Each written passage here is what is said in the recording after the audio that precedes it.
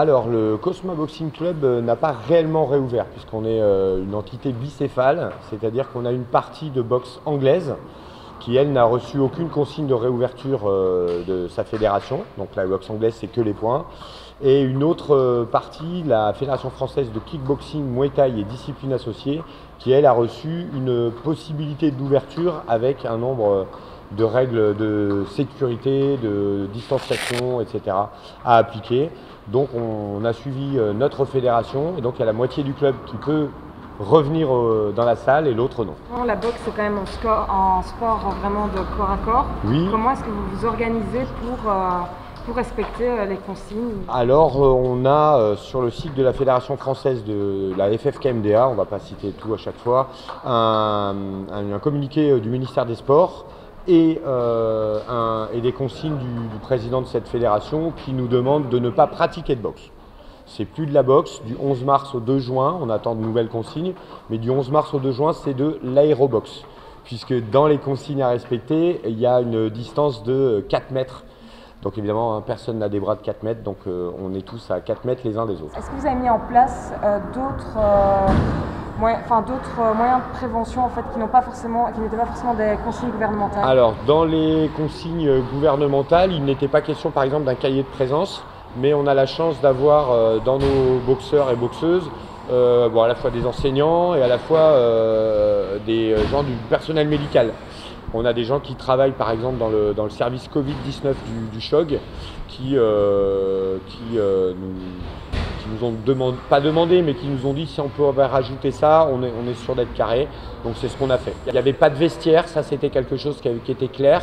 Et du coup on a demandé plus précisément nous aux gens de s'habiller dans leur voiture. Il y a un nombre limité de personnes qui peuvent être au même endroit. Je crois que pour le ministère de la Santé, c'est 10 personnes dans un même lieu public. Nous on a réduit à 7, toujours pareil dans un principe de précaution, avec 6 boxeurs. Boxeurs, boxeuses évidemment, et un coach. Nous disposons de 5 sacs de frappe homologués. Il y aura donc 5 boxeurs qui auront accès chacun à leur sac. Ils sont numérotés, les zones sont numérotées ainsi que les sacs. Et comment vous vous organisez avec les enfants? Aucun enfant, aucun mineur depuis le début du confinement n'a été accepté et ne sera accepté jusqu'en septembre dans la salle. Voilà, on ne peut pas prendre le risque avec des enfants. Il y a des gens qui pourraient, en voyant que le club est ouvert, se dire que ce n'est pas forcément raisonnable d'avoir ouvert un club de boxe en sachant que la boxe est quand même un sport de corps à corps.